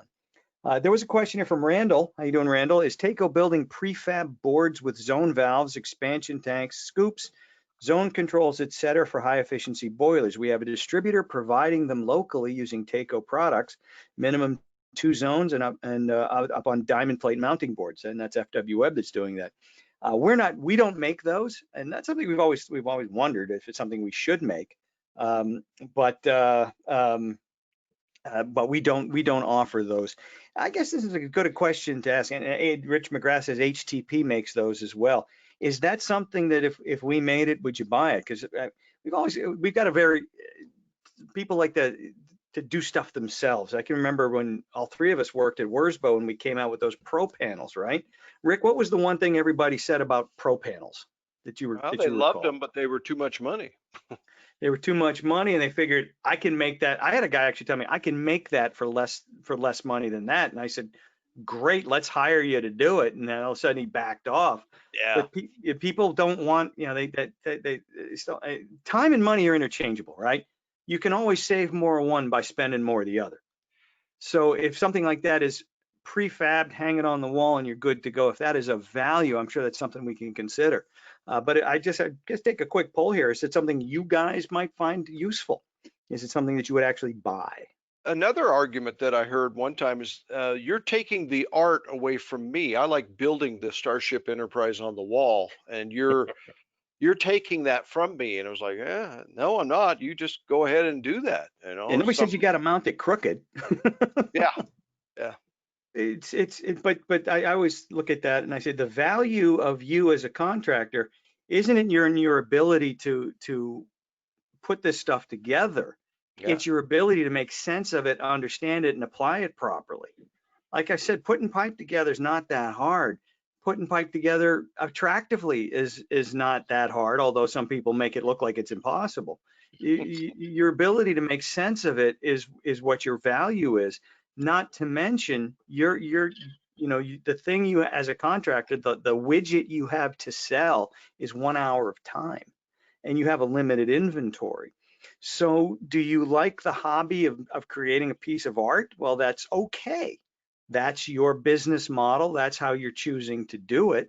But it's more hobby than business. If you're doing this because you want to install good jobs, do the job the right way, but also maximize your inventory of widgets to sell, maximize your billable hours, well, there's got to be a swap in terms of convenience versus, art, I guess. Yeah. Does that make sense? Is that said the right way, guys? Yeah, Randall's got a good point. I mean, if you got a shop that's set up where you have somebody that's a prefabricator, somebody who's just, you pay by the hour, they're really fast, they do a good job. You could build that panel in your shop, take it and hang it on the wall. Your labor, the installer's labor is cut tremendously. Mm-hmm. Then yeah, it pencils out. And Randall Hobby's making a point on that. And that's we got to, I'm in Salt Lake City. We're right on the edge of the mountains here. We're closer to the snow than anybody else. And there's a bunch of people doing multi-million-dollar, 12,000, 15,000, 25,000 square foot houses with, trophy homes basically. And the contractors around here all kind of got it down. They build everything in the shop. They take it up and hang it on a wall. Right. So yeah, there's a method to that, and you could make money and still be competitive, etc. So. Yeah, we got one guy we know has a retired pipe fitter, comes in, 20 hours a week, spends half a day every day building these panels. Yeah. Custom built for each job, and then when it's time, it goes to the job.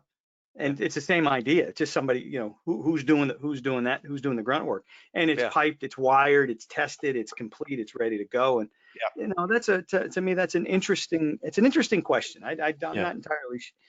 It all depends on how busy you are. Yeah. really what it comes down to. Do you have the time to go build it? Do you have the time to go put it on the wall and get to the next job because the phone's ringing off the hook, right? To the end user, it's going to cost them the same. Right. That's the Right. way it's they are not spending any more money on it. What you've got now is somebody sitting there staring at a board and say, hey, let me fit all these parts and pieces on this board, rather than you staring at the wall saying, where am I going to put everything? And then Right. it becomes cookie cutter in a way. So that's what some of the wholesalers are doing. That's what Webb is doing. They're making them cookie cutter in a way. You know, if this is what you got, here you go. There were some companies out there that make them custom for what you need, which is cool too. You give them a design that you're looking at, they'll build it for you. You can pop it on the wall, call it a day. You know, do the thing that, you know, mess around with a thing that makes fire and can explode and stuff like that. You mess with that. Right. Sometimes just putting a couple of pieces of pipe and pumps and doing some of the wiring. Yeah, it's fun. Yes, we enjoy it. Yes, we're freaks like that. It all depends on how freaky you want to be. Right. And again, if you have a hobby or a job, you know, it's a business or a hobby. It's really, my opinion, I hate to be that blunt about it, but that's what it comes down to. I think The best job, the most profitable jobs wind up being materials heavy and labor light. Those tend to be very profitable because you're making, you know, the bottom line numbers, the bottom line number is not going to change. But what would you rather be? Would you rather be labor heavy and materials light, or materials heavy and labor light? If you're materials heavy and labor light, you free up time to do another job or two or three or four. Right. Or you're looking at yourself as a two-man shop, and all right, I'm getting so busy right now. Do I hire another guy? You know, so now you start looking at the financials. You know, can you afford to hire somebody, keep them as busy, or do you eliminate some of the labor and keep it as a two-man shop? So, you know, that's where you start breaking that edge, and you got to make sure it works for you. Exactly. Right. Right. And then every guy's going to be a little bit different. It's your business, so you do it the way you think is best, obviously. All right. Everybody's from Missouri, says Richard. Oh, you know that. I think that's what you meant anyway. What else you got out there, folks? Any more questions? Yeah, we're down to 55 of you out there, plus us. So any more questions you guys have, please? Oh, here we go. Philip May, can you recommend where we can get an accurate gauge set up to measure the PRV pressure? An accurate gauge set up to measure the PRV pressure. I'm going to throw that one to you, Rick. What do you think? I just, again, go back to what I was talking about, where the gauge actually belongs, just past the pressure reducing valve, just prior to the point of no pressure change. I've got, I think it's an Therese is the brand, and there's a bunch of good brands out there, right? But it's just a little 30-pound gauge. I set my systems at 15 pounds so that I can just, I don't even have to read the numbers. If the needle's straight up, I'm dead on, you know, I don't even have to look at it, right? So 30-pound gauge, 15 pounds right in the middle. And that's what I do. And I don't think it has to be anything fancy. We're not doing pump, discharge, or suction, so it doesn't have to be liquid filled. I mean, you could probably get a gauge for 15 bucks and do a great job for, mine's been out there for 15 years. So it's working just fine. So I don't think you have to spend a whole lot of money there. If you're going to do, you know, pump setup and you're going to look at suction and discharge, as Dave already mentioned, it's best to use a single gauge and then pipe them in and put shutoff valves on each side. So I can look at discharge and then I can look at suction separately and just make a note of it. That's when you want the liquid filled, so you don't get the little bouncing needle and things like that. So anyway, more than you wanted, but that's typical. Yeah. And then the hard thing, I guess, is to make sure it's accurate, right? So you want to put it up against something that you know pressure wise, and then test it on that. Yeah. So I mean, a lot of times I see guys that are just, it's got a hose thread on it. You got a little gauge with a hose thread and a cap on it, and you throw it onto any part of the system just so you don't have to necessarily, like Rick is saying, his sitting in his system for 15 years. Well, has it moved in 15 years? Oh yes, I've seen it move. Okay, so he messes with it. Yeah, I've had problems. Plus, when I maintain the system and I start doing things like changing my expansion tank out and stuff. In fact, I just put a 0034E plus in my system because I don't use makeup water in my system.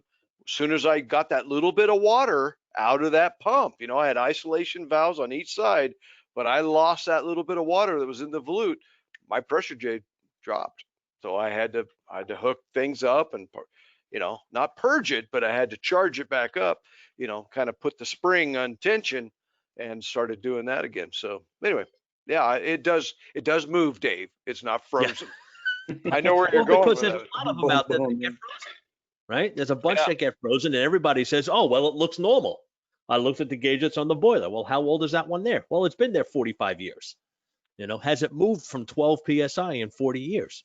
You know, Yeah. drop the pressure and see if it goes to zero. If it doesn't go to zero, then that gauge, you know, it's probably messed up still. So you know, so you want to probably calibrate it on something. Not that you're calibrating it to you know that close. You just want to make sure it's going to move on you once in a while. Very good. Rich McGrath says Calefactio circulator flanges have ports for the gauges on each side, not terribly expensive. So there's, if you do want gauges on the Gazinta and Gazetta side of a circulator, well, there you go. You can I've seen certainly those. Those are pretty cool looking. Yeah. Yeah, you can certainly do that if you wish. All right. John Messenbrink took off just a little bit ago. Going to have some dinner. Very good. Well, we thank you again, John, and thank you guys from the guys from Mechanical Hub for being with us on this. They really make it a lot of fun. So excellent, excellent. So any more questions you guys have out there? Because you know, we're kind of tired of packing and unpacking up and down the aisle, town to town, up and down the aisle. Maybe you and me were never meant to be. If this was closer to Thanksgiving, the we'd have last to part. show that episode. Yeah. Oh, I was thinking of saving this until Thanksgiving and doing the turkey drop, but what the heck, you know? Yeah. So if you have a chance right now, guys, and if you haven't really watched much WKRP, and there's one scene that I lose it every year, and I have to watch it around Thanksgiving. So you got to look for the turkey drop for WKRP. So YouTube it, go look God at is it. my witness. One of the funniest things I've ever seen on television was that right there. It is a good show. That Oh one my God, in they're particular. Thanks for that on the spot report, Les. If you're just tuning in, the Pinedale shopping mall has been bombed by turkeys. Film at 11. Yep. I'm not sure what WKRP, I think it was 1510. It was an AM station. It was an AM rock station in the late 70s, early 80s. I think it was 1510 on the dial, if I remember right. And I never worked at a 1510. I worked at a 590. I worked at a 610. I worked at two 610s, 261s, one in Manchester, New Hampshire, one in Washington, D.C. I worked at two 1440s, one in Virginia and one in Worcester, Mass. I worked at a 104.5 in Massachusetts and a 107 point something or other in Worcester, Mass, WAAF. I worked there too. So I'm trying to forget, were there any other radio stations no, I think that was it. I didn't work at any other stations. Yes, friends, I was a disc jockey and a news jockey back in the day. So I was a combination of Dr. Johnny Fever and Les Nessman. And that's why he loves this so much. Can't you tell, right? He's Can't in you his tell? element totally. Hey, stories about stations. I had a buddy that I worked with in Alaska for many years, and he used to actually he lived in Wyoming, Rock Springs, I think is where he was. And he could actually pick up X Rock out of Juarez, which is where the song I Heard It on the X comes from. Now, who did that song? I heard it on the X. Yeah. I don't know. ZZ Top. ZZ So Top. ZZ Top heard it on the X. He's talking about a radio station that had such a loud broadcast because they were in Juarez, right? They didn't have to follow the U.S. rules for how strong your signal could be. So he's in Rock Springs, Wyoming. He's listening to Juarez rock and roll. And of course, the song you guys that don't know ZZ Top and you want to listen to some original early ZZ Top, listen to Heard It on the X. Heard it on the X. All right, I gotta put that on the list. I like ZZ Top, but I've never been into ZZ Top, so that we got to. Understood. Understood. So now next week we all got to come in nice long beards. You're already ahead of the game, and we'll be the Z boys from ZZ Top next week. I'll grow mine back out again. Eh? There you go. God, yeah, I was. I can remember, well, back when you'd actually listen to AM. I had my first car had an AM radio, and that was it, right? And you're driving late at night in the middle of the night somewhere, and all the stations kind of change their patterns. Have you ever noticed when it's the pattern of the antenna signal. If you ever notice when you're listening to an AM radio station, and then right at technically at sundown, all of a sudden you can't hear it anymore. They change the pattern of the signal because there's another station somewhere that has the same frequency. So, oh my God, Santa! Oh, That's more than Santa, baby. Wow. I'm gonna grow that baby back out. But the cool thing about listening to AM radio in the middle of the night, and I used to do this at home too. I had a little clock radio, and I just, when I'm supposed to be going to bed, I'd be playing with the dial, and you could get stations from, it's listening to stations in Canada. I mean, from Ohio. I'm a little kid in Harvard, Massachusetts, listening to some rock station in Ohio or something like that. In Cincinnati. It was you don't do that anymore. Now we get satellite radio, and everybody listens to the same damn thing. But back then, you actually had local radio, which was just wonderful. Yeah. Another part of our past that is gone and will not come back, boys.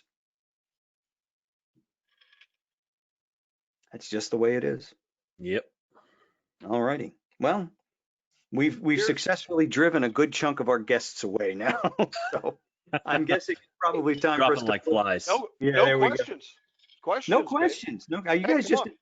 Let me ask you. There's 39 of you left. Are you simply enjoying the repartee amongst the three of us, or are you waiting to ask questions? So we don't need to talk. We talk a lot, but just what's 39 of you left? What do you get? Someone come in and say hello. Or All right, not. just trying to think of questions. All right, Trying so to that's think of them. Okay, Randall, thank you for They that. just There like you turned go. it on and walked away. Yeah. Christopher says any knowledge is good knowledge, even if it is about radio stations, AM radio stations in the middle of the night, I guess. Very good. All right. Rick, how did you get started in this business? My brother was a plumber, and coming right out of high school, he got me a job as an apprentice, 17 years old, and started hanging gas meters. And I was introduced to a rigid 300. Oh, fun. That's how I got into business. So about 4 years of that, and I decided I didn't want to be a plumber, and I got into the sales end of the business, got into retail and then wholesale, and then worked my way up wholesale and that sort of thing. So Very it's cool. good. And here he Glad is. I did it. Yeah. There you go. How about you, Dave? I started off as a machinist. So that was a family business, building industrial saws for the picture frame and window industry. Started doing that when I was like 12 years old. Never got into, wasn't in the industry, so to speak, working with family and on job sites. I didn't start plumbing until, well, I never started plumbing actually. Went to school. Finally, as I'm working in this shop, designing and building machines. So we designed the machines there too, and my grandfather started it. So I said, oh, I should become an engineer so I can work on the inside of the office and design the machines, and then come outside and go build them right afterwards, which I thought would have been the best thing in the world. And never had the opportunity to be the engineer there, only because I probably didn't respect the company as much as I should have as a young kid. And I think probably in 10 years, I was about on time about a dozen. Well, they started at 6:30 in the morning. So somebody who's 18 years old with a car, 6:30 in the morning when you start, yeah, that's kind of hard. Because I just got home about 5. So, because the bars closed at Long Island at 4 o'clock in the morning, so it was hard to. Speaking as his boss, he still doesn't show up on time, but that's neither here nor there, right? So, but go to college, go and study engineering, and started working doing radiant floor heating for a small manufacturer on Long Island called RTI, Radiant Technologies, as their tech support inside design guy. So I started doing that, and Uponor bought them. And then from Uponor, so then RTI closed down. Uponor wanted to consolidate. then moved over to Wurzbo, which then changed to Uponor, and here I am at Taco. Long, So- strange trip. Yeah. It is actually how I got into the industry was I'd been out of school already for about 2 years and trying to move back out to Long Island. I was living in the Bronx at the time, and I was working in Paterson, New Jersey, and back at the shop. So I was jumping back and forth between 2 different jobs, and I wanted to come back out to Long Island. And the reason why I got this interview was because the owner of the company used to be a ferry captain on Long Island. And so he knew the type of students that came out of the maritime college that I went to, that we weren't just a bunch of textbook engineers. Not that there's anything wrong with that, but he wanted somebody a little bit different, and he knew the type of guys that came out of that school. And so that's how I ended up getting hired, is because of my maritime background, not because I knew anything about boilers and radiant floor heating, because I didn't. The funny thing is, I said, I never once really looked at my own boiler in my house, because I'm like, that's not a boiler. That's a boiler. It's got to be 2 stories tall. You got to be able to walk inside it thing when you want to clean it. And I did. On the ship, we put our ship into dry dock every 2 years. So, we went in as freshmen to go clean that boiler on the inside of it. So, so I still never really paid attention to the little boiler. I mean, that's not a pump. It's pump's got to be the size of this table. That's what I was used to. So, but it was all relative. So when I started learning radiant floor heating, and it was all trickled down, so to speak. Hey, a pump's a pump, right? It's going to move water around in a circle. So same idea. So that's how I got here. Very good. Very good. Well, while you're talking, I learned something. WKRP was 15:30 a.m. right there. It says right there on the shirt. Oh, there you go. 15:30 a.m. There you go. RTFM, or read the shirt instead. Read the shirt. RTFS. Right there you go. For me, it was I started out as a child. About the time I could walk, I was going on Most jobs of us with did Dad. start as childs. Yes, but I Yeah. started in this industry as a child, where Dad used to take me to jobs when I was 5, 6 years old, and fetching wrenches, and he'd have me go out in the truck and mix spotted paint so he could get some work done, and stay out of his hair. So I started out doing stuff like that. I could solder. I was making hockey goals out of scrap pipe when I was like 8, and putting nets on them, and we'd play street hockey, and that started very, very young. And then worked from on and off all through high school. Then I went to college and got the bright idea of becoming a radio guy, and did that for a few years till I reached the end of my talent, which didn't take very long. Took 6 years. 6 years before I ran out of the want to and the can just didn't add up. So went back to working for the family business, and was working with my brother then, and that was not a good idea. And then went to work for Richard Trethewey from This Old House. He had a rep company. So that's when I really started to learn radiant floor heating. I'd installed a bunch, but I really started to learn it there, and then worked for a couple of different manufacturers, reps, before going to Wurzbo in 95 and then Taco in 07. And that's all she wrote. And Amen. Yeah, your first introduction was Stadler. Stadler, which is the precursor of Vega. Yep. Stadler with Jackie Chirac was the very Yes. first person I ever spoke to about radiant floor heating, and she taught me most of what I know. Just a wonderful, wonderful person, and just incredibly talented at radiant floor Agreed. heating. She Agreed. taught me a ton, and to the point where I was calling her up, and I think she was getting annoyed. Said, "What is it now?"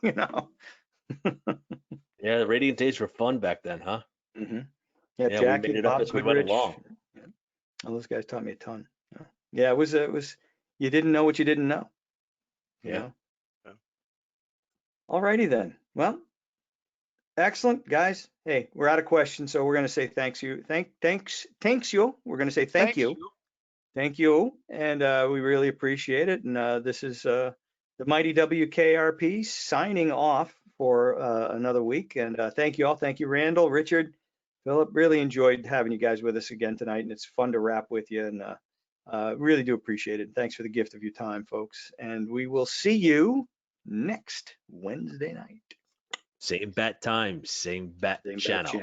We're gonna have to Enjoy do all. Batman next. That's gonna have to be our Oh, name. we you know? have to. We Yeah, haven't done it Batman yet. and Robin, you can be Alfred. One of you guys can be Alfred. Alfred. So long, everybody. We'll see you later. See yous.